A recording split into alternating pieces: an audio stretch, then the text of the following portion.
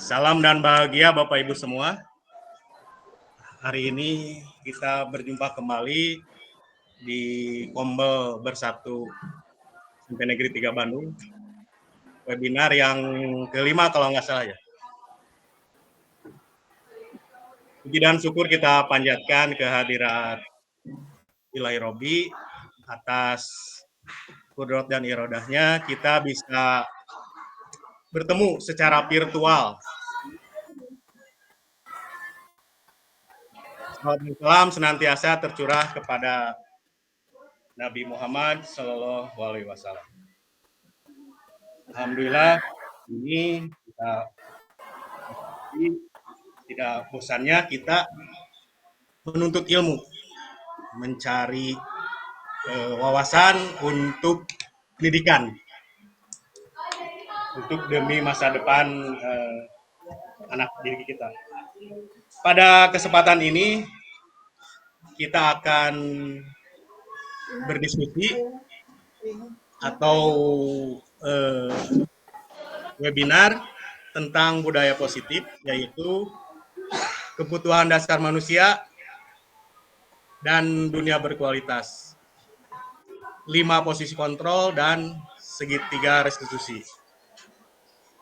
Alhamdulillah pada hari ini telah bergabung Amih Rida sebagai keynote speaker dan nantinya sebagai pemateri oleh Diki Prawira. Untuk selanjutnya kami persilahkan kepada Amih Rida untuk memberikan pemahamannya yang penuh inspiratif bagi kita serta memberi wawasan kepada kita sehingga kita bisa berbudaya positif khususnya di SMP Negeri 3 Bandung atau di dunia pendidikan. Mangga untuk Amih Rida. Hatur nuhun Pak Heri. Assalamualaikum warahmatullahi wabarakatuh. Warahmatullahi wabarakatuh. Alhamdulillahirabbil alamin. Yang saya hormati, saya banggakan, saya cintai semua rekan-rekan guru di SMP Negeri 3 Bandung yang saat ini hadir pada posisi daring. Mudah-mudahan pertemuan kita ini adalah pertemuan yang penuh dengan barokah. Bapak dan Ibu, kalau kita berbicara tentang webinar ini, maka ini adalah satu harapan bagi kita semua adanya perubahan. Ya, perubahan dalam hal ini adalah perubahan untuk layanan pendidikan. Kalau kita berbicara layanan pendidikan, kan tidak hanya berbicara antara guru dan siswa, tetapi kita akan berbicara dengan seluruh warga yang ada di satuan pendidikan itu sendiri. Nah, oleh karena itu, Bapak dan Ibu, karena kita sebagai warga satuan pendidikan, maka satu dengan yang lain harus siap melakukan perubahan menjadi lebih baik lagi. Nah, dalam hal ini khusus untuk pada atau di siang hari ini, kita akan berbicara tentang budaya positif di satuan pendidikan. Sekolah atau satuan pendidikan ini merupakan wadah pembentukan karakter bagi peserta didik khususnya, tetapi tidak hanya menutup kemungkinan karakter ini dikembangkan terhadap para pendidik ataupun tenaga kependidikan. Nah, demikian halnya satu kegiatan pembiasaan budaya positif ini yang akan kita laksanakan di satuan pendidikan ini tentu akan membentuk karakter baik karakter-karakter yang dalam hal ini ada pada semua warga sekolah itu sendiri. Jadi karakter yang bagaimana? Karakter yang positif yang dalam nantinya akan dapat diimplementasikan di berbagai macam lingkungan, yaitu salah satunya tidak hanya di sekolah, tetapi juga dalam kehidupan bermasyarakat.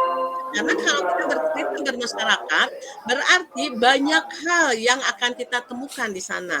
Nah, kalau kita berbicara tentang budaya positif ini, maka tujuan daripada pembangunan atau membangun budaya positif di satuan pendidikan, ini akan menumbuhkan adanya karakter yang diharapkan menjadi manusia atau anggota masyarakat yang akan mencapai keselamatan dan kebahagiaan sesuai dengan tujuan pendidikan nasional yang kita kenal.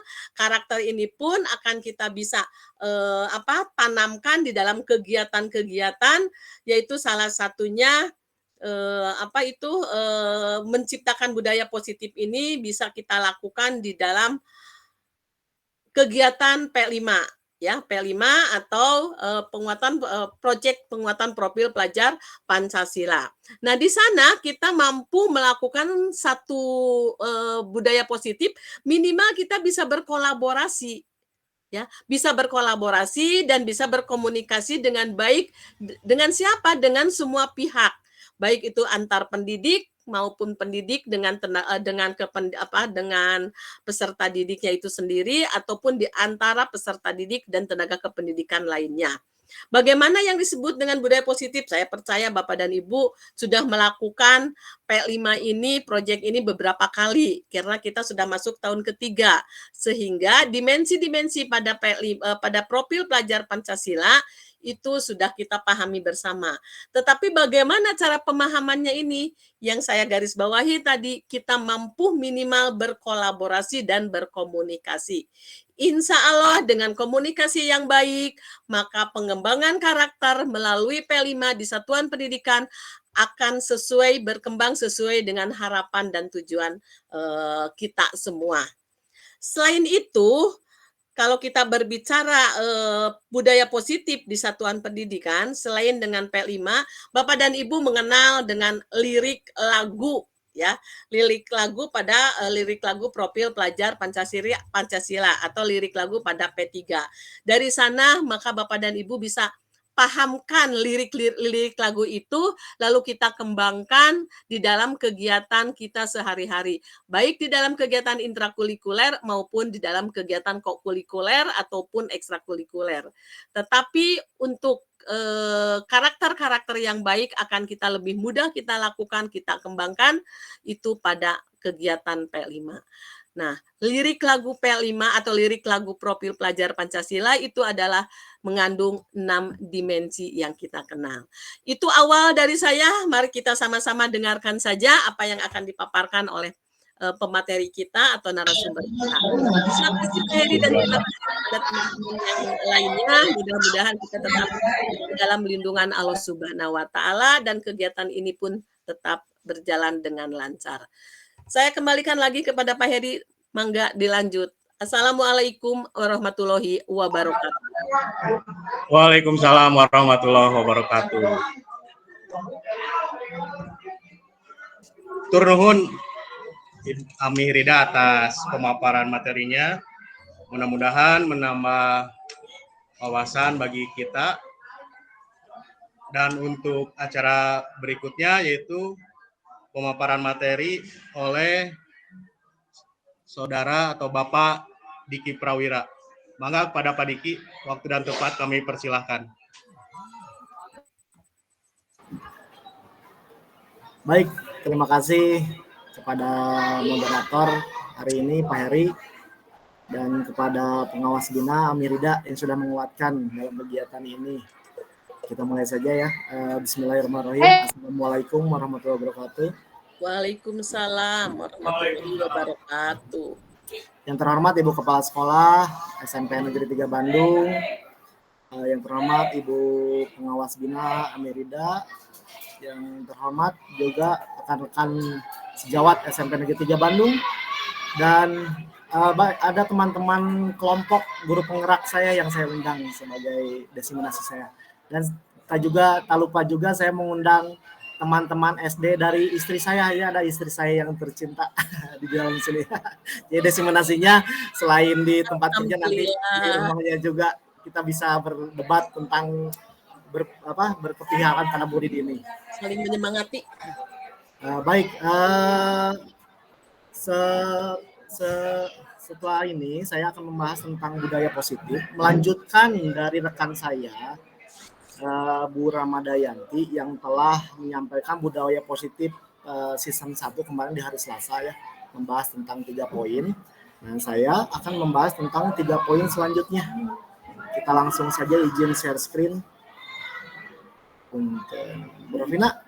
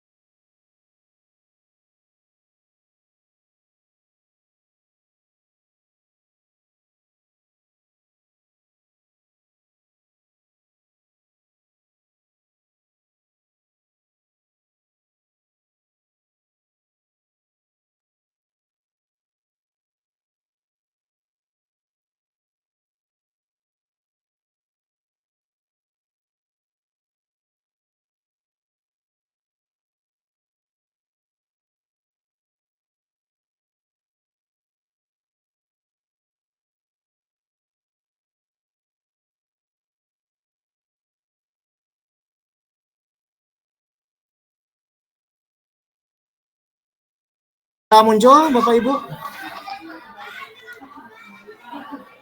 Sudah muncul layar screen-nya? Oh, sudah, baik. Sudah. Siap, terima kasih. Baik, pada kesempatan saya hari ini, saya akan mendiseminasikan tentang apa yang saya dapatkan di program Guru Penggerak Angkatan 11. Pada modul 1.4 ini ada tugas untuk mendiseminasikan tentang budaya positif ya.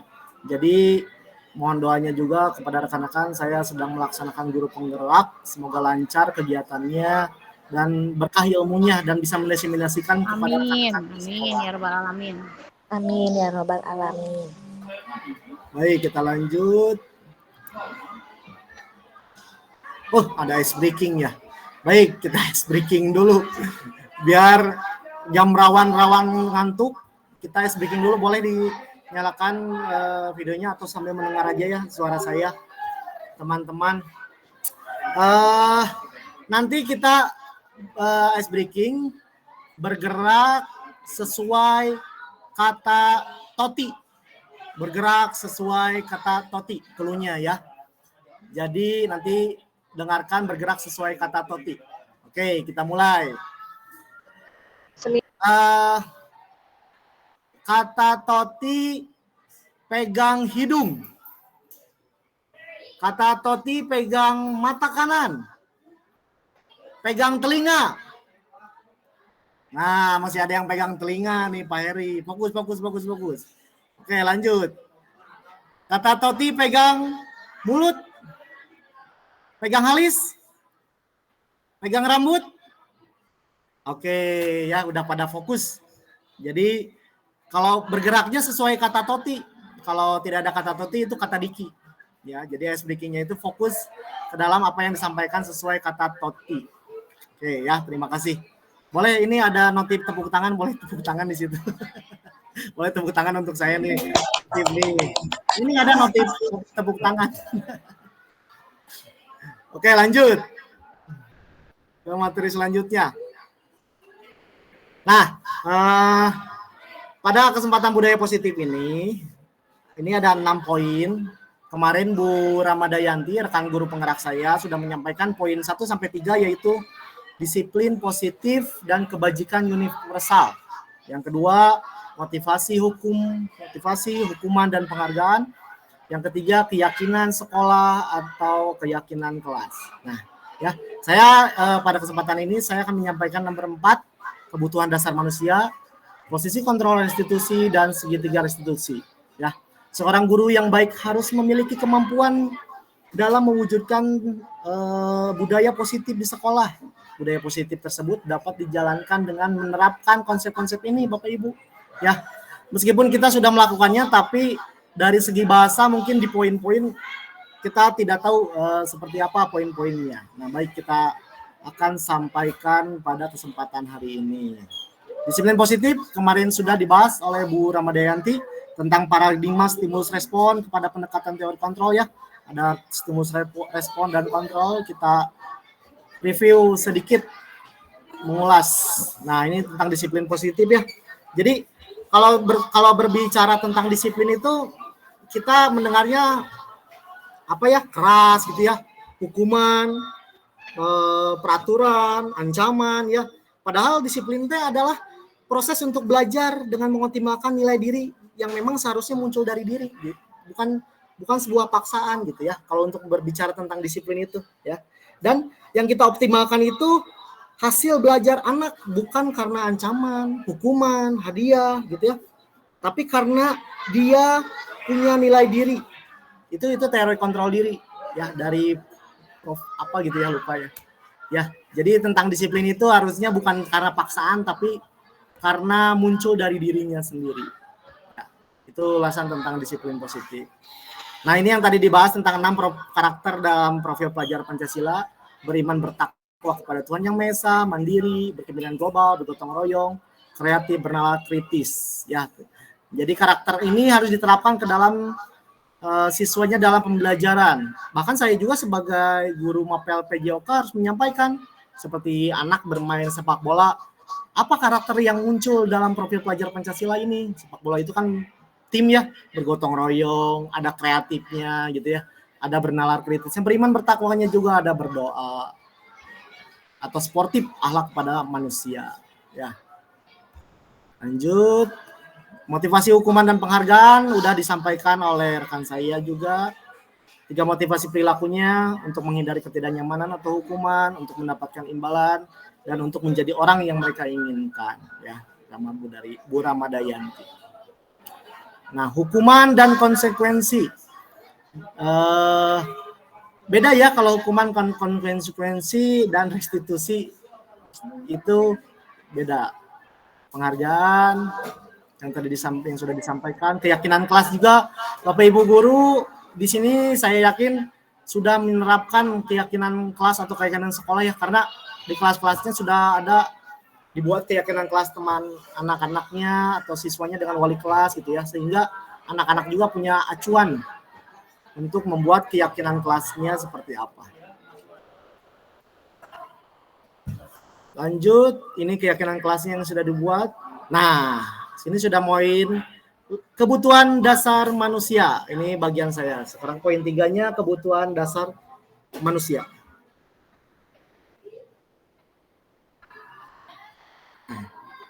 Ya, ketika seorang murid melakukan sesuatu perbuatan yang bertentangan dengan nilai-nilai kebajikan atau melanggar peraturan, hal itu sebenarnya dikarenakan mereka gagal memenuhi kebutuhan dasar mereka. Ya, jadi ada beberapa nilai kebutuhan dasar manusia yang harus dikuasai atau yang harus dipahami oleh kita sebagai pengajar, pelayan murid. Nah, ini kebutuhan dasar manusia ada 5, Bapak Ibu. Yang pertama, bertahan hidup. Yang kedua, kasih sayang dan rasa. Yang ketiga, diterima penguasaannya. Yang keempat, kebebasan. Dan yang kelima, kesenangan. Kalau bertahan hidup, Bapak Ibu, bertahan hidup itu kebutuhan yang bersifat fisiologis untuk bertahan hidup, seperti kesehatan, rumah, makan, ya, itu jadi survival atau itu untuk bertahan hidup, ya, kebutuhan dasar manusia. Yang kedua itu kasih sayang dan rasa diterima, itu ngejlog gitu ke situ poinnya. Kasih sayang dan rasa diterima. Ya, kasih sayang dan rasa diterima itu apa? Memiliki kebutuhan dasar kasih sayang dan rasa diterima yang tinggi dan ingin diterima oleh lingkungannya. Kalau ibaratkan murid kita ya, caper anak teh gitu ya. Jadi ingin diperhatikan, cari perhatian gitu ya. Jadi dia ingin merasa diterima di lingkungannya, bergerak, hiperaktif gitu ya, jadi ingin diperhatikan gitu ya. Itu kebutuhan termasuk kebutuhan dasar manusia. Yang ketiga, diterima. Yang ketiga, penguasaan. Penguasaan itu kebutuhan pengakuan atas kemampuannya. Jadi ketika seseorang bisa sesuatu itu kadang butuh pengakuan dari lingkungannya, butuh pengakuan dari seseorangnya. Ketika kita bisa mengerjakan soal, butuh pengakuan nih, diberi penghargaan oleh gurunya misalnya ya, diberi pengakuan oleh temannya bahwa anaknya atlet, anaknya bisa sesuatu gitu ya. Jadi itu adalah penguasaan, kebutuhan pengakuan, penguasaan itu kebutuhan pengakuan atas kemampuannya. Yang keempat, kebebasan. Kebebasan itu kebutuhan dasar manusianya, kebutuhan akan kemandirian atau memiliki pilihan. Anak itu butuh kebebasan, ya. Anak itu butuh kebebasan, bisa memilih, apalagi di tahap SMP gitu ya, SD, SMP, SMA juga bisa memilih anak. Udah mulai ditawarkan untuk pilihan, kemandirian ya. Kalau menurut Ki Hajar Dewantara itu bahwa SD itu wiraga, banyak bergerak ya Bapak Ibu. Kalau SMA itu wirahma, banyak perasaannya udah mulai muncul. Nah, kalau SMP itu antara wiraga dan wirahma, perantara itu. Jadi kita harus tahu kebutuhan anaknya seperti apa gitu ya.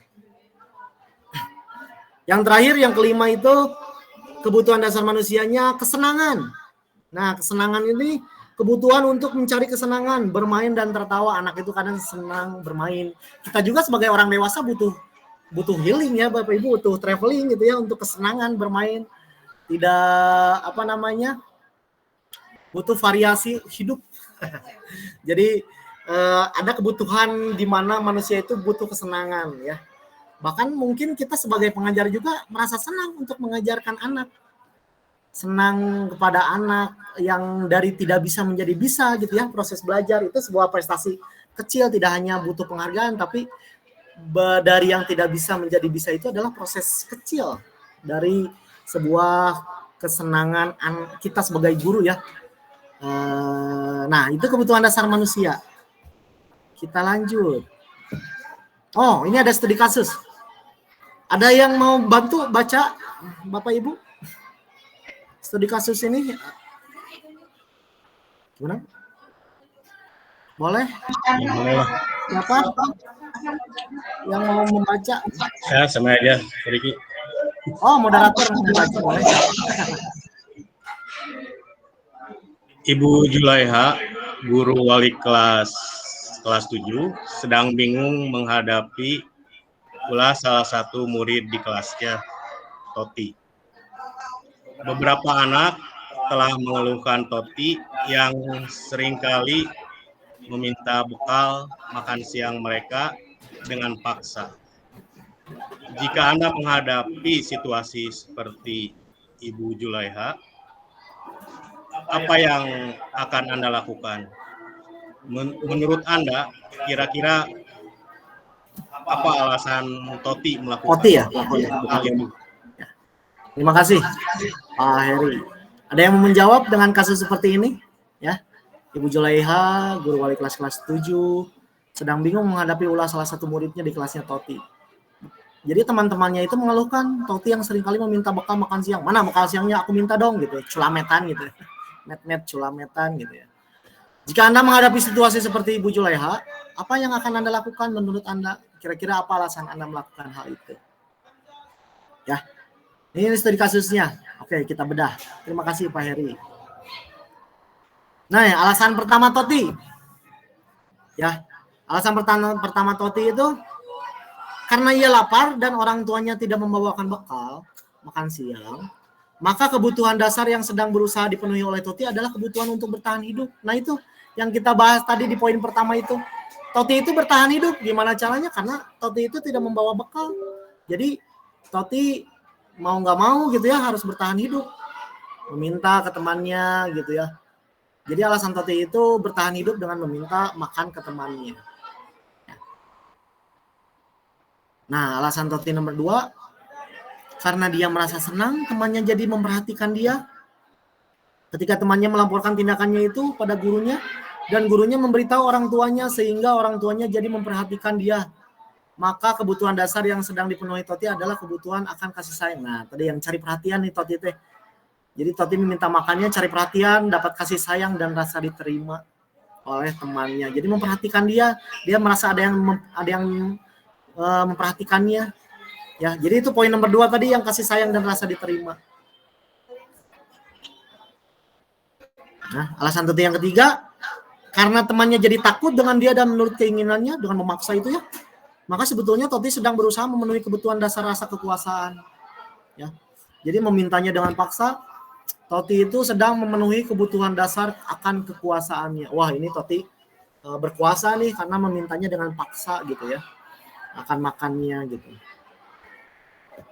Nah, alasan Toti yang keempat, karena dia merasa bosan dengan bekal makanan yang dibawakan ibunya.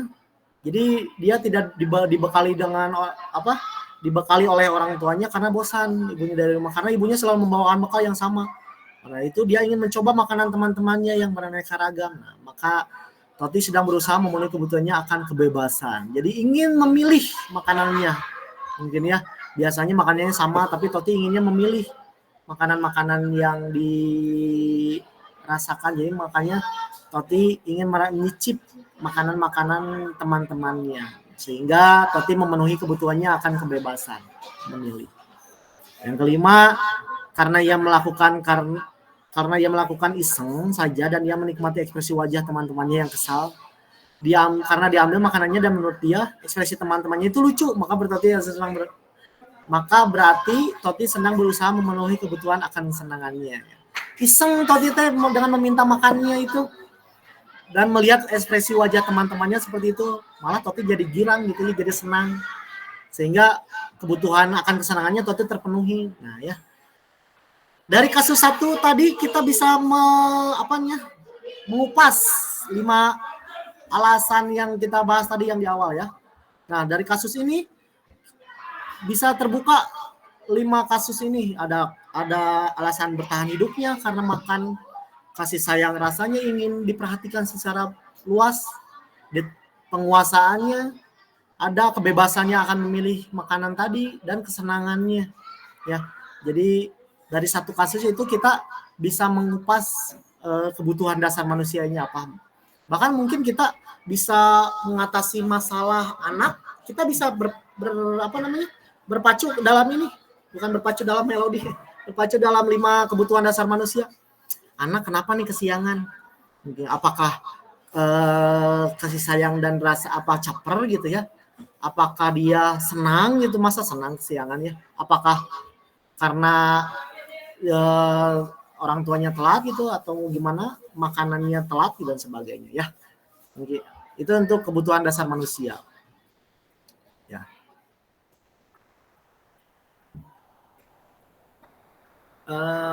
Oke, lanjut. Kita posisi kontrol restitusi. Nah, ini 5 posisi kontrol restitusi Bapak Ibu. Ya. Yang pertama itu guru sebagai penghukum. Ya. Yang kedua, guru sebagai pembuat merasa bersalah. Posisi kontrol restitusi. Yang ketiga itu guru sebagai teman, guru sebagai yang keempat guru sebagai pemantau, yang kelima guru sebagai manajer. Wah, banyak sekali tugas guru ya.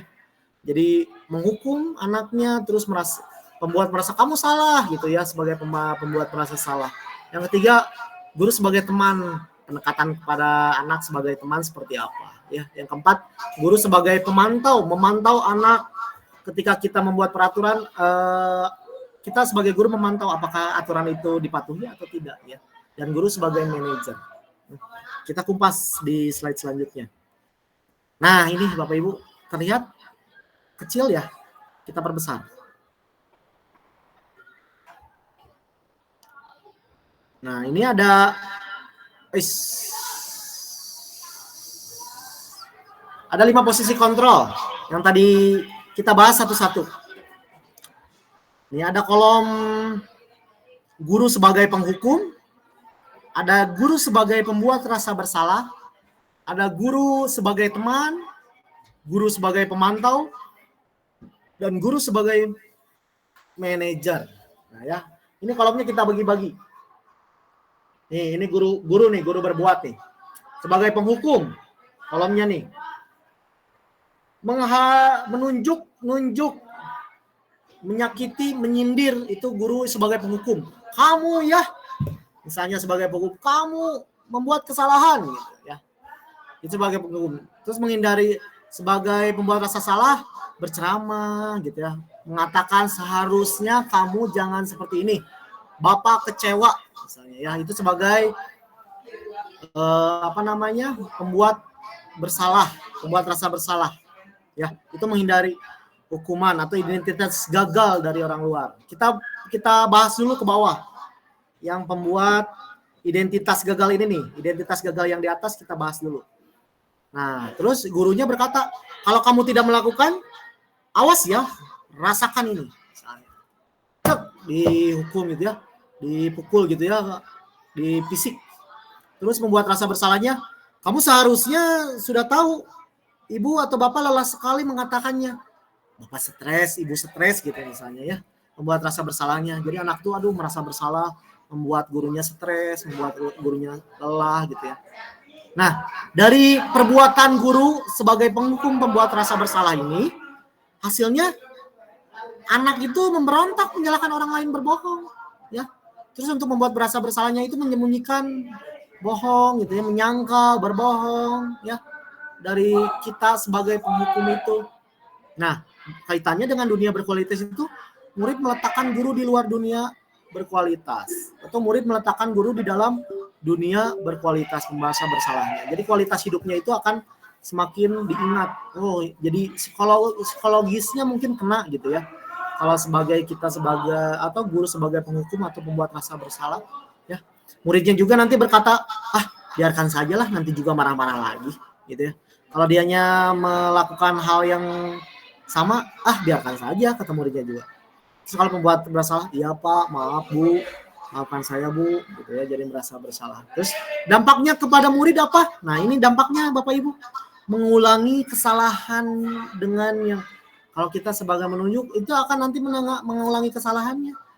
Terus ketika kita sebagai pembuat rasa bersalah, nanti siswanya sebagai merasa rendah diri, orang salah wae-nya misalnya. Kita sebagai siswa salah terus nih. Jadi malas ngapa-ngapain, malas sekolah ya, malas ke sekolah karena takut akan gurunya gitu ya. Nah, dari susunan sebagai penghukum, pembuatan rasa bersalah, turunannya itu ini termasuk identitas gagal, kontrol dari luar. Ya, itu posisi kontrol yang identitas gagal dari luar. Ya. Nah, sekarang kita bahas yang kedua, identitas berhasil atau sukses nih. Mengharapkan imbalan atau ketergantungan pada orang lain. Nah, ini ada tugas guru sebagai teman, posisi kontrol guru sebagai teman. Ya, guru membuatkan alasan-alasan untuk muridnya. Ya. Terus pemantaunya menghitung dan mengukur. Jadi menghitung kesalahannya, mengukur siswanya seperti apa ya. Dan di sini guru berkata di identitas berhasil nih, ayolah lakukan demi ibu gitu. Masa kamu tidak mau melakukan ke depan gitu. Ingat ingat tidak ibu atau bapak pernah bantu kamu gitu ya sebagai teman. Ingat tidak, selama bapak kan sudah diantarkan ke perpus gitu. Sekarang bantulah ibu gitu ya. Jadi sebagai teman gitu ya, feedback gitu ya. Nah, kalau pemantau itu kita sebagai peraturan, apa peraturannya gitu ya. Kita membuat peraturan sebagai pemantau gitu ya, menghitung, mengukur. Jadi apa peraturannya gitu ya. Nah, hasilnya jika sebagai teman jadi ketergantungan karena tadi ya sudah membantu gitu, ketergantungan kepada kita gitu ya. Kalau sebagai teman ketergantungan, kalau sebagai pemantau menyesuaikan diri bila diawasi gitu ya. Ya kita kadang kalau diawasi anak tuh serius mengerjakan tugas atau mengerjakan soal, tapi kalau tidak diawasi kitanya lagi ke belakang gitu ya, atau membalik ke belakang, anaknya santai lagi gitu ya. Kadang kondisi itu sering terjadi di sekolah-sekolah Bapak Ibu mungkin ya. Kaitannya dengan dunia berkualitas, murid meletakkan guru sebagai orang yang sangat penting di dunia kualitas. Sebagai teman ya, mungkin sebagai hidupnya itu penting. Bahwa guru sebagai teman itu dalam dunianya ya. Terus murid meletakkan gurunya peraturan dan hukum di dunia berkualitas. Jadi guru sebagai penghukum mungkin ya. Itu di dalam pemantau. Nah, muridnya berkata, kalau guru sebagai teman itu, saya pikir Bapak Ibu teman saya, ternyata begitu gitu ya. Jadi sebagai teman dekat kepada anak gitu ya. Anaknya berkata seperti itu. Sebagai pemantau, berapa banyak bintang yang saya harus peroleh gitu. Jadi ada imbalan. Bu, kalau saya ke depan, Pak, kalau saya ke depan, saya dapat apa? Dapat nilai tambah nggak gitu. Nah, gitu ya sebagai pemantau. Berapa halaman yang harus saya tulis gitu ya? Berapa harusnya? Jadi ukuran kelihatannya harus 2 halaman, 3 halaman gitu ya. Kalau itu sebagai pemantau. Nah, dampak pada muridnya, kalau untuk teman itu lemah, tidak mandiri, ketergantungan gitu ya. Jadi kalem we dah Bapak mah pren gitu. Da Pak Chandra mah bager ieu, kalem we dah babaturan gitu misalnya ya, teman gitu ya. Jadi dampak muridnya seperti itu kalau guru sebagai teman ya. Terus kalau guru sebagai pemantau menitik beratkan pada sanksi atau hadiah untuk dirinya sebagai tadi ya. Jadi siswa itu kadang mengharapkan imbalan. Oh Bapak Ima lamun aktif nilai suka ada nilai tambahan nih jadi aktif gitu ya. Kalau pemantau. Nah gitu. Yang terakhir guru sebagai manajer nih. Identitas berhasil sukses, kontrol diri. Kalau tadi dari luar, ini kontrol diri. Nah, menghargai diri sendiri. Ya, manajer. Kalau guru sebagai manajer itu berbuatnya mengajukan pertanyaan-pertanyaan. Nah, kenapa kamu telat? Kenapa kamu tidak mengerjakan PR gitu ya? Jadi sebagai membimbing, menuntun gitu ya. Jadi ada istilah Ki Hajar Dewantara itu, pendidikan itu tidak menuntut, tapi menuntun gitu ya. Menuntun, kamu kudu bisa, kamu harus bisa, tapi menuntun. Kamu mau bisa, ayo Bapak ajarkan, dituntun gitu ya. Bapak Ibu sering mendengar mungkin ya. Jadi harus dituntun anak itu dalam kurikulum Merdeka pada saat ini. Nah, guru berkata, kalau dalam guru manajer, apa yang kita yakini, apa yang bisa kau kerjakan untuk memperbaiki masalah ini. Nah, jadi seolah dewasa mungkin. Jadi anak itu pendekatannya mencari solusi. Kalau guru sebagai manajer ya, perbaiki masalah ini, kita bareng-bareng mengerjakan memperbaiki masalahnya gitu ya. Jadi dilempar lagi kepada muridnya ya. Nah, hasilnya siswa itu jadi menguatkan pribadi. Oh iya ya, saya itu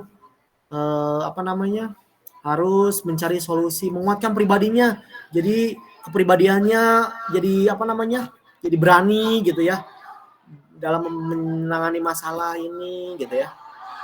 Nah, kalau dalam kaitannya menetapkan dirinya sebagai individu yang positif dalam dunia berkualitas. Nah, oh ibu ini dulu pernah memotivasi saya nih dalam menangani masalah. Jadi anak itu mengingatnya, oh ibu ini memotivasi kita sebagai murid yang harus bisa menangani masalah. Nah, ya. Nah, muridnya berkata, bagaimana caranya saya bisa memperbaiki keadaan Bu gitu ya. Jadi diberi kesempatan untuk ngomong. Bapak Ibu ya, kita sekarang guru itu harus juga belajar akan sesuai dengan kodrat zaman, kodrat alam ya. Pembelajarannya itu tidak bisa mungkin pendidikan kita dulu ya, yang harus klasikan, komando. Menurut saya tidak selaras dengan pada zaman saat ini ya. Jadi anak itu kalau kita menangani masalah, kita berilah kesempatan untuk berbicara. Ya, jadi coba anak misalnya tadi, apa yang bisa kau kerjakan untuk memperbaiki masalah ini gitu. Coba apa solusinya kamu setelah kamu buang sampah sembarangan misalnya. Iya Pak, saya akan membersihkan halaman yang saya tadi buang sampah sembarangan misalnya ya. Jadi biasanya anak sekarang kan suka nembal kalau ngomong, nah tapi diarahkan kepada yang benar gitu ya. Terus dampaknya juga mengevaluasi diri, bagaimana cara memperbaiki diri. Jadi anak itu kalau dalam guru sebagai manajer, hasilnya itu dampaknya siswa akan mengevaluasi diri, bagaimana cara memperbaiki dirinya seperti apa. Nah gitu ya, jadi guru sebagai manajer. Ya, jadi menurut Bapak Ibu, dari kelima ini Bapak Ibu seperti apa nih? Atau yang baiknya guru yang mana nih? Apakah sebagai penghukum? Boleh di-chat di komentar kalau tidak mau berbicara ya. Sebagai penghukum, sebagai pembuat, merasa bersalah, sebagai teman, pemantau atau manajer nih? Yang menurut Bapak Ibu baik untuk pengajar Bapak Ibu nih? Sebagai apa coba? Bapak Ibu boleh? Sebagai penghukum ataukah teman? Ya, yang baik menurut Bapak Ibu.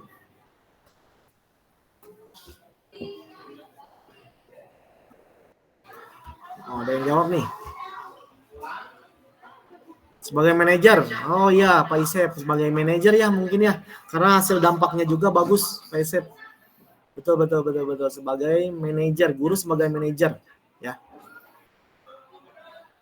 Nah, posisi kontrol institusi. Di antara kelima posisi kontrol tadi, sebaiknya seorang guru menggunakan posisi kontrol sebagai manajer. Nah, tadi ya Pak Isep betul. Jadi guru yang baik itu ada sebagai manajer ya. Seperti foto itu, foto yang di samping setelannya seperti manajer ya, manajer kantoran. Jadi guru yang baik itu sebagai manajer. Nah, sebagai manajer juga guru dapat berbuat sesuatu bersama murid, mempersilahkan murid bertanggung jawab dan mendukung murid agar dapat menemukan solusi gitu ya.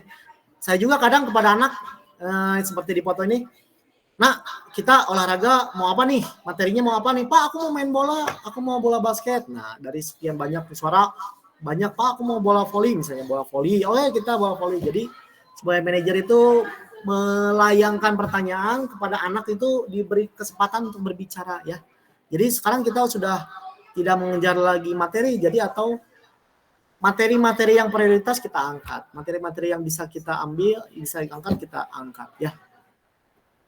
Jadi mempersilahkan murid bertanggung jawab, tanggung jawab ya bolanya. Misalnya saya sebagai guru olahraga ya. Nanti setelah selesai kamu amankan bolanya, siapa gitu. Mendukung murid agar dapat menemukan solusi juga. Ya, selain itu posisi manajer juga mengacu pada prostitusi yang dapat menjadikan murid sebagai manajer bagi dirinya. Sehingga dapat tercipta identitas positif pada murid. Wah, senang. Ibu ini misalnya ya, atau bapak ini mempercayai saya, jadi identitas gitu ya. Jadi menjadikan murid sebagai manajer bagi dirinya gitu ya. Pelatih nih, guru nih gitu ya. Ya guru itu kan kadang disebut sebagai pelatih, pendidik, gitu, pengajar ya. Jadi guru itu banyak istilahnya. Nah, kita masuk ke segitiga restitusi, Bapak Ibu. Segitiga restitusi ini ya. Ini sangat menarik Bapak Ibu, segitiga restitusi ini kita bisa menangani anak dengan acuan segitiga restitusi ini. Tahapan dalam segitiga restitusi yaitu menstabilkan, yang pertama menstabilkan identitas validasi. Yang kedua, tindakan yang salah. Yang ketiga, ngegeclok dia, menanyakan keyakinan ya. Yang ketiga, menanyakan keyakinan.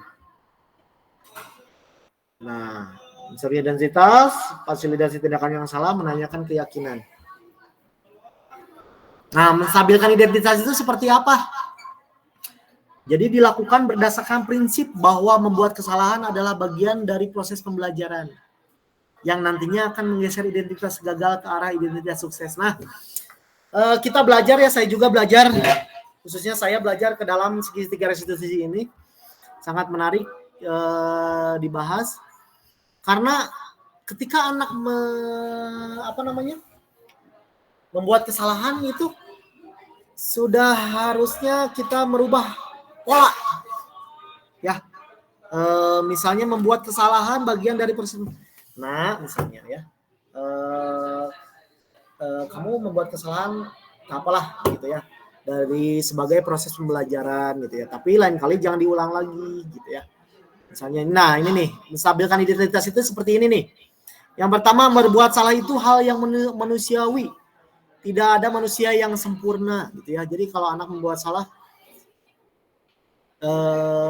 itu manusiawi gitu ya. Kalau manusia masalahnya tidak terlalu fatal. Terus kita pasti bisa menyelesaikan masalah ini gitu ya. Bapak Ibu tidak tertarik untuk mencari tahu siapa yang benar, siapa yang salah. Bapak Ibu lebih tertarik untuk menyelesaikan masalah gitu ya. Jadi tidak menyalahkan anak, Bapak Ibu ya. Kita belajar bahwa zaman sekarang itu anak kadang kalau beda dengan kita dulu ya, khususnya saya nih waktu belajar dulu. Kalau saya dimarahin guru, Bapak Ibu, kamu salah tidak mengerjakan PR gitu ya. Cerita sedikit Bapak Ibu. Kamu salah tidak mengerjakan PR gitu ya waktu SD SMP. Ketika saya mau ke rumah, kita anak dulu ya lebih takut lagi gitu. lebih takut lagi lapor kepada orang tua karena dimarahin guru gitu ya, sampai dipukul sama penggaris gitu sama guru matematika gitu. Kenapa tangan kamu memar gitu. Dulu saya waktu SMP. Karena saya tidak mengerjakan PR. Suruh siapa kamu nggak ngerjain PR gitu ya. Dulu ayah saya militer gitu, sampai keras mendidiknya gitu. Suruh siapa kamu nggak mengerjakan PR? Berdiri kamu di sana. Tiarap kamu misalnya. Nah, jadi itu kalau anak dulu kalau membuat kesalahan di sekolah, ketika masalahnya dibawa ke rumah, dia akan lebih takut dua kali dong dihukumnya ya, Bapak Ibu. Tapi kalau anak sekarang mungkin beda ya. Kalau kasus-kasus yang saya temukan ketika ada masalah di rumah, kadang ini Bapak Ibu. Anak itu membawa masalah di rumah dan malah dibela anaknya, ataupun pengaduannya itu kadang berbeda, kadang dilebih-lebihkan oleh anak gitu ya. Jadi mungkin kita bisa menstabilkan identitas ini dengan masalahnya dengan ini gitu. Mungkin Bapak tidak akan mencari salah siapa gitu ya. Saya pernah menerapkan ini di ruang BK ketika menangani anak ada yang bukan berantem ya, dari bercanda mungkin jadi dari tajong-tajong kaki gitu ya, nendang-nendang kaki, menengkas kaki. Jadi Bapak nggak akan cari siapa yang salah gitu ya. So, solusinya apa ketika kamu menendang kaki dia jadi sakit, Pak? Terus gimana kamu yang sakit? Apakah kamu dendam? Enggak, Pak, cuma saya sakit kakinya. Jadi akhirnya minta maaf gitu ya. Jadi punya kebesaran hati anak untuk berbicara, untuk menjelaskan kejadiannya seperti apa gitu, Bapak Ibu ya. Terus kalau kamu menyalahkan dirimu sendiri terus-menerus, apakah kamu bersikap pada dirimu sendiri gitu ya. Jadi ditanyakan kembali identitas anaknya seperti apa gitu ya, kejadian di. Makanya perundungan itu terjadi ketika tidak ada yang mengawasi kelas ya, atau ketika istirahat. Bahkan perundungan itu pada siswa kepada siswa, guru kepada siswa juga, siswa kepada guru gitu ya, ngeledek, atau guru kepada siswa juga, bahkan itu disebutnya perundungan ya. Menangani anaknya itu harus hati-hati Bapak Ibu ya, jangan sampai disebutkan menangani anaknya dibully gitu, membuli anak gitu ya.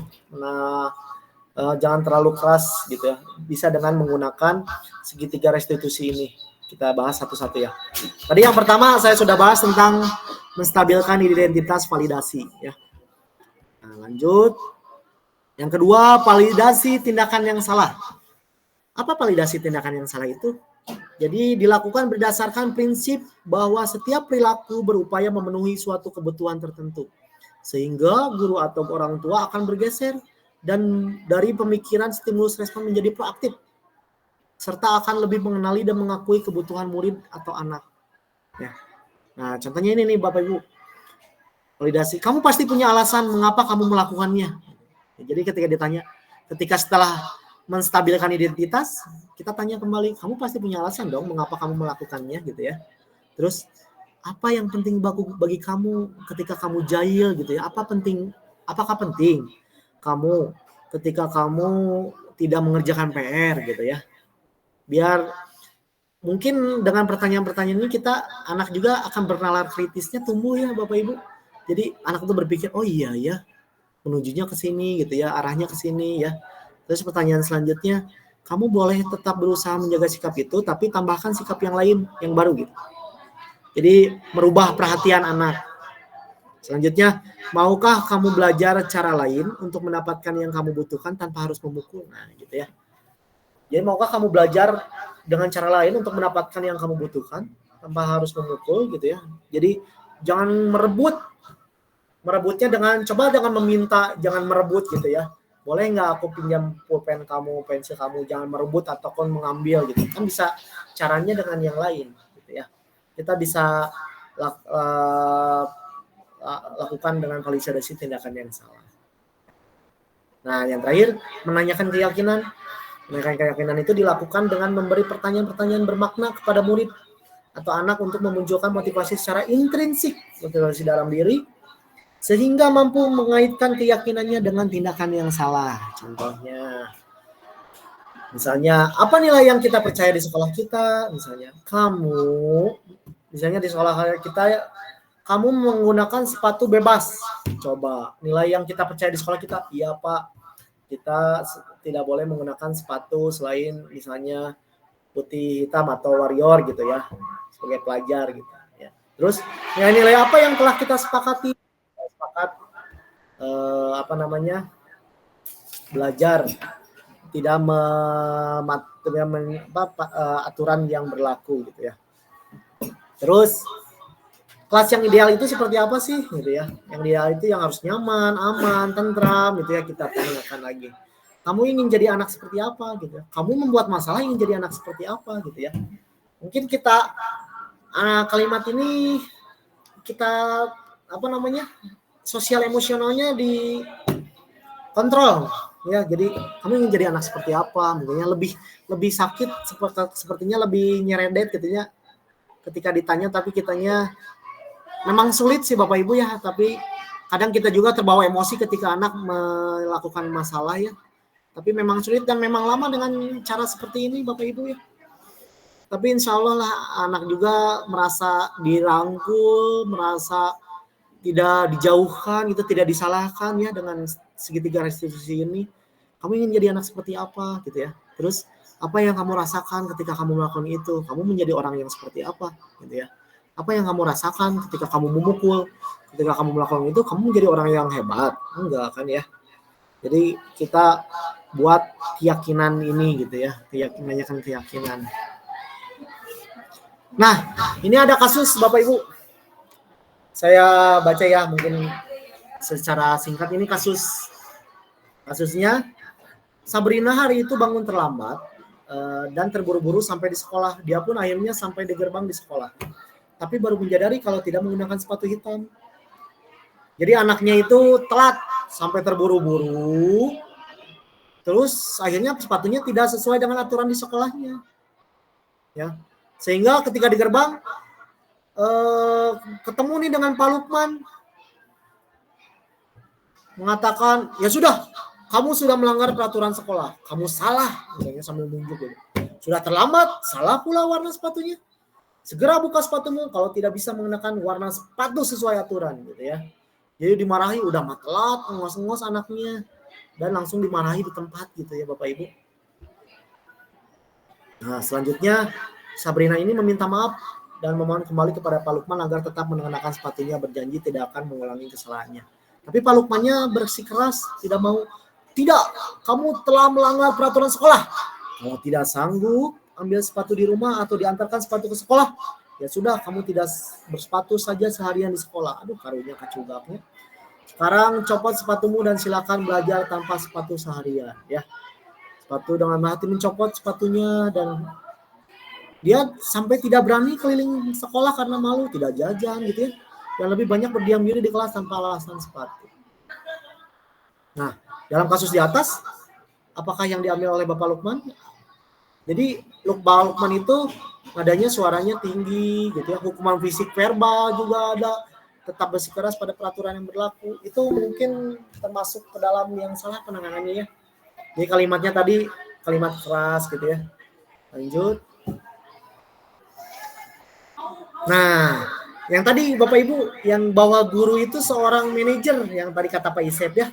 Apa yang akan dikatakannya, pertanyaan-pertanyaan seperti apa yang akan diajukan ke Sabrina? Mungkin dengan kalimat yang sama tapi dengan nada yang diturunkan kita bisa kita bisa tanyakan kepada Pak Lukman. Ya, Sabrina, mengapa datang terlambat? Kan enaknya gitu. Mengapa tidak menggunakan sepatu sesuai aturan sekolah gitu ya? Kalau yang salahnya kan, Sabrina, kamu tentu punya alasan mengapa tidak menggunakan sepatu hitam. Sabrina, validasinya yang tadi yang 3 restitusi itu. Nah ini penanganannya seperti ini Bu. Jadi dari cerita yang anak kesiangan dengan sepatu yang salah, terus disalahkan oleh Pak Lukman, nah penanganan restitusinya seperti ini. Kalau menstabilkan identitasnya, Sabrina mengapa datang terlambat? Mengapa tidak menggunakan sepatu sesuai aturan? Nah, kalau validasi tindakan yang salahnya, Sabrina, kamu tentu punya alasan mengapa tidak menggunakan sepatu hitam gitu ya. Terus nampaknya kamu terburu-buru sampai terlambat datang ke sekolah ya. Jadi ditanyakan dulu. Yang ketiganya menanyakan keyakinan. Sabrina, kamu tahu kan keyakinan sekolah yang sudah disepakati seperti apa gitu? Tidak boleh menggunakan sepatu apa gitu ya. Terus keyakinan sekolah apa yang telah kamu langgar? Iya Pak, misalnya saya telah melanggar sepatu ini gitu. Terus apakah kamu bersedia untuk memperbaiki kesalahan ini? Iya Pak, saya bersedia. Apakah yang akan kamu lakukan agar tidak terlambat lagi? Saya akan datangnya lebih pagi, mungkin seperti itu ya Bapak Ibu. Nah itu tentang kasus segitiga restitusi itu, menstabilkan identitas, menanyakan validasi yang salah ya, validasi tindakan yang salah. Yang ketiga tentang menanyakan keyakinan ya. Nah yang tadi yang tentang Pak Lukman itu tidak dibenarkan ya Bapak Ibu. Jadi takutnya ketika Bapak anaknya capek, terus anaknya sedang tidak stabil ya denyut nadinya, terus dimarahi oleh Pak Lukman, mungkin nanti dampak anaknya itu kepada psikologis yang buruk bagi Sabrina ya Bapak Ibu. Jadi perasaan tidak dendam ya, wah saya mah nggak suka ke Pak Lukman gitu, marah-marah terus gitu ya. Dan mungkin Sabrina akan melakukan pelanggaran tertentu, rek ngahajakeun cenah, melanggar aturan lagi gitu, melampiaskan rasa dendamnya gitu. Nah gitu ya Bapak Ibu, tadi yang kita bahas sebagai guru, sebagai penghukum seperti apa. Nah terakhir Bapak Ibu, closing statement saya mendapatkan ini Bapak Ibu apa? Inspirasi dari fasilitator guru penggerak saya, Kang Denny Rohendi. Beliau guru di Bogor. Jadi kita itu sebagai guru itu harus berpihak pada murid Bapak Ibu. Ya, ada 5M yang harus kita pahami. Yang pertama, mendidik itu tidak mendadak ya. Butuh rencana, butuh rancangan. Jadi mendidik itu tidak mendadak Bapak Ibu ya. Yang kedua, menuntun tidak menuntut ya. Pendidikan itu menuntun, tidak menuntut. Tadi saya bahas juga ya. Selanjutnya 5M selanjutnya, menghargai tidak menghakimi, menghakimi ya. Menghargai anak dan tidak menghakimi anak. Yang keempat, menghargai tidak merendahkan. Menghargai tidak merendahkan. Yang kelima, melayani tidak melukai ya. Jadi layani anak, tidak melukai Bapak Ibu ya. Jadi memang tugas guru itu sangat banyak Bapak Ibu. Bahwa selain mengajar ya, mengajar itu konten, materi, ngejar ya. Tapi di samping itu kita juga harus mendidik karakter yang PR sekarang kepada anaknya. Jadi mendidik itu kepada karakter ya. Saya aplaus kepada Bapak Ibu bahwa mengajar, mendidik itu tidak terbatas ya. Saya acungin jempol sebagai guru-guru di SMP 3 ini khususnya, tidak melihat waktu, melihat usia, semangat belajarnya selalu ada. Bapak-bapak, ibu-ibu di SMP 3 ini sangat, bahkan menangani anak itu kadang di luar hari libur ataupun di luar jam kerja ya, menangani anak kasus dan sebagainya ya. Nah, terakhir, seorang petani, kalau dalam KHD itu kita sebagai pendidik itu seperti seorang petani dalam hakikatnya, sama kewajibannya dengan seorang pendidik. Yang menanam padi misalnya hanya dapat menuntun tumbuhnya padi, ia dapat memperbaiki kondisi tanah ya.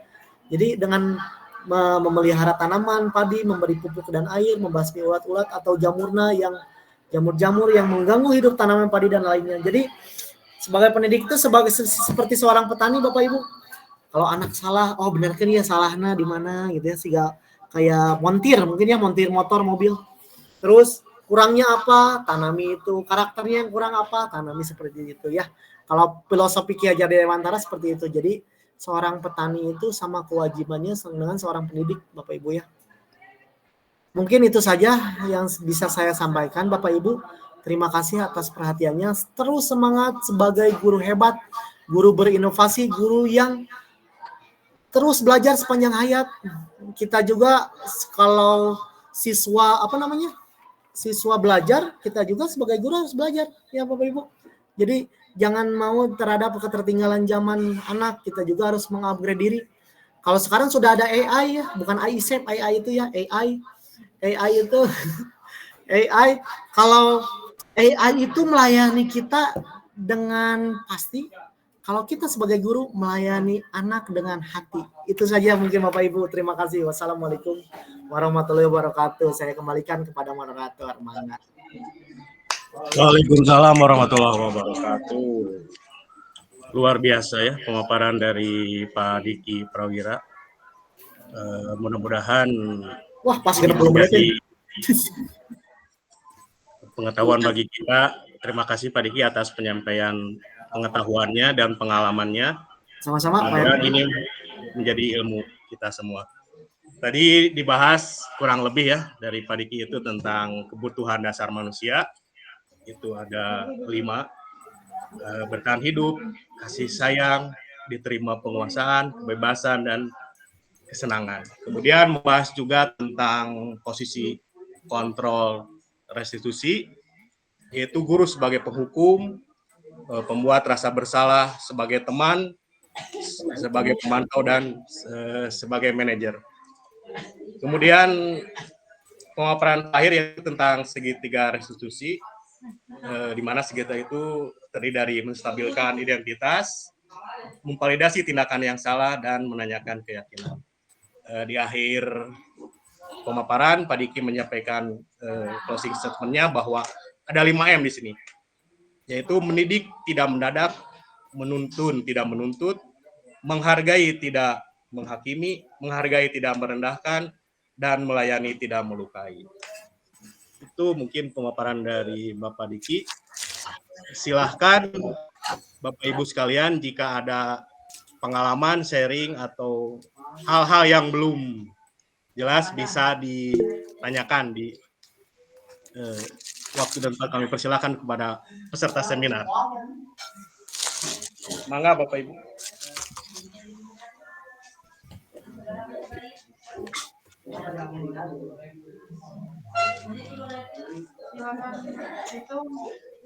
Mungkin Pak Diki ada pengalaman mengenai budaya positif. Pak Diki, silahkan. Jika ada budaya positif, berarti ada budaya negatif ya? Tentang budaya positif ini kan sebagian guru ya Bapak Ibu sudah menerapkannya di kelasnya masing-masing, bahkan di sekolah ini, seperti budaya kita dengan literasi numerasinya terjaga, terus budaya saya sebagai ketua TPPK mungkin ya Bapak Ibu, di sekolah ini alhamdulillah penanganan masalahnya tidak terlalu luas, masalahnya hanya yang kerikil kecil-kecil aja gitu. Nanti untuk penanganannya mungkin saya akan menerapkan penanganan anak ini dengan segitiga restitusi itu dengan di ketua TPPK ini, mungkin di tim TPPK ini. Jadi akan menerapkan anak ini dalam segitiga restitusi. Hanya yang saya harapkan itu pendidikan keselarasan antara pendidikan sekolah dengan orang tua di rumah ya. Saya sudah menyarankan juga kepada manajemen untuk pendidikan parenting, mengundang orang tua bahwa orang tua itu melek akan pendidikan parenting ya. Jadi pendidikan sekolah dengan pendidikan di luar sekolah selaras gitu ya. Saya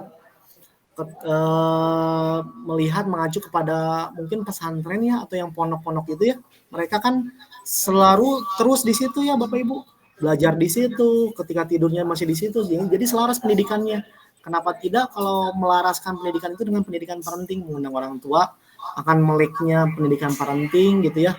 Jadi pendidikan sekolah itu seperti apa, jadi nanti ketika anak pulang ke sekolah tinggal melanjutkan gitu ya, atau dengan caranya Bapak Ibu orang tuanya sendiri.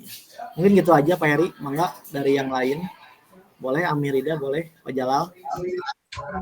Ya, terima kasih Pak Diki. Mangga Amirida, ya. Jika ada yang ingin disampaikan, mangga. Kalau untuk saya dari Ami mah mungkin ya, kalau tadi berbicara tentang tim PPK di SMP 3. Nah, kalau yang namanya tim itu kan tidak hanya satu, tidak hanya sendiri atau individu, tapi akan adanya satu dengan yang lain yang membentuk satu tim untuk mencapai dalam melalui proses untuk mencapai tujuan yang sama. Nah, karena tim ini memiliki perbedaan sikap, sifat, atau juga bagaimana cara menangani anak, menangani masalah. Nah, jadi kalau memang di dalam tim itu sendiri akan mempergunakan satu sistem atau satu keyakinan di dalam penanganannya, tidak ada salahnya tim itu juga harus paham betul ya. Jadi dalam penanganan satu permasalahan itu selaras nantinya satu dengan yang lainnya. Jadi mungkin langkah-langkah berikutnya di kita itu atau di satuan pendidikan kita menyamakan tindakan kita terhadap permasalahan yang akan dihadapi oleh tim itu sendiri. Itu tambihanna panginten Pak Diki ya. Jadi jika di antara anggota tim ada yang belum paham, maka kita pahamkan juga teman-teman seperti itu ya. Jadi tidak sendirian nantinya, tidak hanya satu atau dua orang, tapi tim akan bekerja bersama. Itu untuk mencapai tujuan yang sama di satuan pendidikan. Mangga diteraskeun deui. Ya, turun Tadi ya. untuk Amerida. Iya. Kebetulan saya juga satu tim dengan Pak Diki ya di PPK dan ada tim lainnya. Mungkin dari teman-teman peserta yang lain, jika ada yang ingin disampaikan, mangga. Masih ada waktu kurang lebih 10 menit lagi. Mungkin ada tanggapan dari istrinya Pak Diki. Bu Hana, Pak Diki.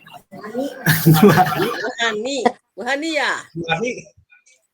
Hani. Enggak, Bu Hani. Peserta spesial tuh mah. Cekap Bu, hatur nuhun. Cekap dah soleh dah istri abi mah. Masih kada mah ku Pak Diki di ieu di tadinya. Ada ancaman enggak ya? Percantan. Maksud Pak Diki ada nya. Jika tidak ada lagi mungkin dari Pak Diki dulu ya. Closing statement mungkin. Itu kan dari materi, mungkin closing statement dari acara ini. Mangga Pak Diki. Baik, terima kasih. Lutian Peri. Baik, terima kasih moderator, teman-teman, rekan semuanya. Amerida sebagai pengawas pembina, tak lupa sebagai rekan-rekan yang di luar dari SMP 3.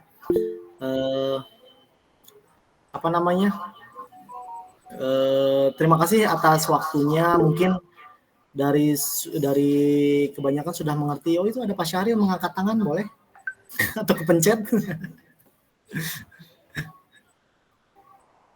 Oh, kebijit kayaknya. Ya udah. Oh, dilanjut kebijit kayaknya. Terima kasih, mungkin apa yang saya sampaikan sudah mengerti Bapak Ibu ya. Kita berbondong-bondong menurut tadi Rida sampaikan sebagai pengawas pembina kita harus berkolaborasi menangani anak ini karena kita melayani anak berpusat pada murid itu pembelajar kita sepanjang hayat Bapak Ibu, menangani anak yang makhluk hidup gitu yang berjalan gitu ya, waktunya akan terus berputar gitu ya. Apa yang sampaikan ini, apa yang saya sampaikan juga semoga bermanfaat untuk Bapak Ibu. Kita terapkan budaya positif ini dan terus menjaga siswa agar tetap nyaman gitu ya, karena di sekolah itu adalah rumah kedua anak. Jangan ada bullying, stop bullying, anti perundungan ya. Terima kasih, mungkin Pak Heri statement dari saya cukup segitu. Terima kasih. Wassalamualaikum warahmatullahi wabarakatuh. Waalaikumsalam warahmatullahi wabarakatuh. Mangga Mirida pilih badai closing statement. Mangga nyanggakeun. Terima kasih Pak Diki. Selamat sudah bisa menyampaikan apa yang menjadi harapan teman-teman semua dan menjadi satu tugas dari Pak Diki, di mana Pak Diki menerima ilmu ini dan harus didiseminasikan kepada teman-teman minimal di satuan pendidikan yang bersangkutan. Terima kasih, mudah-mudahan apa yang disampaikan oleh Pak Diki ini adalah bagian dari peningkatan kinerja kita. Perlu kita ketahui juga bahwa rapot pendidikan kita salah satunya adalah karakter di mana dalam karakter ini penilaiannya memang yang kita tidak tahu ya, ternyata ada penilaian yang tiba-tiba kok jadi mengecil atau menjadi turun atau jadi tidak sesuai dengan harapan kita. Nah, mungkin saja karena kita tidak tahu kan perasaan mah kita asa udah benar gitu melakukan semua pengembangan karakter terhadap peserta didik melalui P5-nya tadi ya. Tetapi mungkin saja kita tidak tahu apa yang kita ucapkan seperti apa yang materi yang Selasa mungkin ya saya tidak mengikutinya. Yang Selasa kemarin kita ada kegiatan sama-sama materinya dari budaya positif itu sendiri kan. Ada kata-kata yang terucap kepada peserta didik dan tidak disadari oleh kita. Nah, oleh karena itu mari kita sama-sama sedikit demi sedikit kita kita berlatih diri untuk mengantisipasi agar tidak ada kata-kata yang membuat anak-anak kita merasa bersalah lah tadi ya dengan 5 posisi kontrol kita itu ya. Dia merasa bersalah atau merasa dihukum atau juga kita jadi teman tapi kok jadi temannya seakan-akan guru itu di atas nih instruksi aja terus seperti itu. Oleh karena itu mungkin Bapak dan Ibu mari kita sama-sama introspeksi diri kita semua. Kalau di dalam keseharian kita ada salah ucap, kalau secara fisik mungkin saya percaya tidak akan terjadi ya, tapi salah ucap yang kita tidak sadari ya. Oleh karena itu mari kita sama-sama melatih diri. Itu saja mungkin mudah-mudahan budaya positif di Satuan Pendidikan khususnya SMP Negeri 3 Bandung ini akan membawa dampak positif juga kepada layanan pendidikan yang semakin baik dan nilai rapot pendidikan yang semakin meningkat. Terima kasih, mangga sedena di uihkeun deui ka Pak Heri. Atur nuhun. Ya, terima kasih untuk Amirida atas closing statement-nya. Ini ada pesan chat dari Pak Diki sebelum ditutup dipoto dulu. Mangga Pak Isep. Iya, Bapak Ibu boleh silakan di on cam dulu. Kita mau foto. On cam dulu. Kameranya di-on-kan dulu untuk foto bersama. Ya. Daun tahu tuh. Saya hitung dulu Bapak Ibu. 3, 2, 1.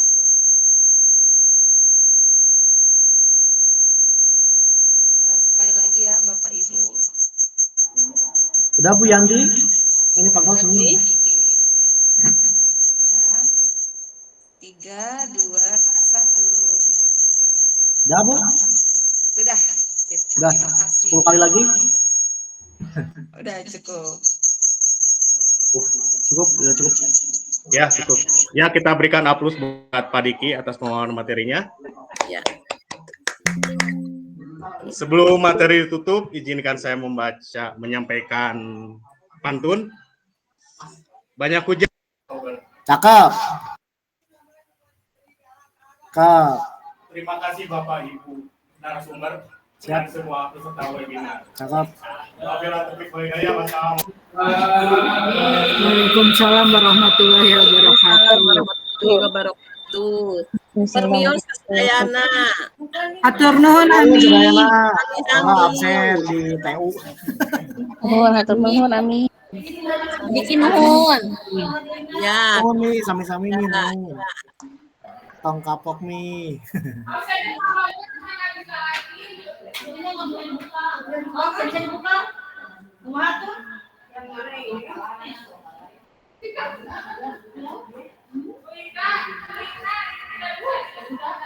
Ya, nanti.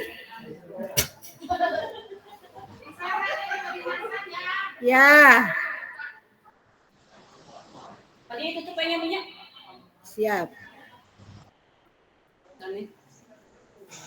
Aya nu tos tiasa acan.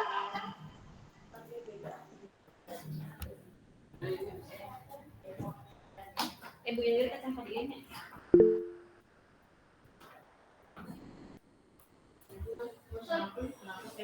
Absen teu tiasa lebet. Bapak Ibu coba dibuka lagi linknya udah bisa belum ya? Link absennya. Karena teu tiasa lebet, karena teu tiasa ngelebetan absen. Assalamualaikum. Yuk. Webinar 5,3 itu melonggar session. Sudah tidak menerima respon. Iya. Terus di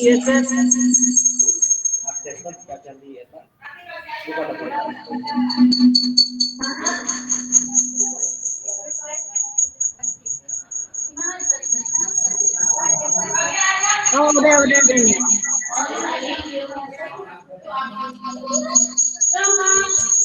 Kewe di Instagram. Iya.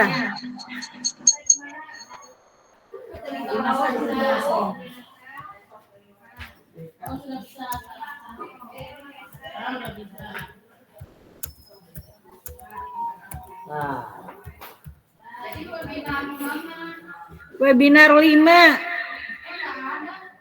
Ya, Ibu Tati lah. Di refresh.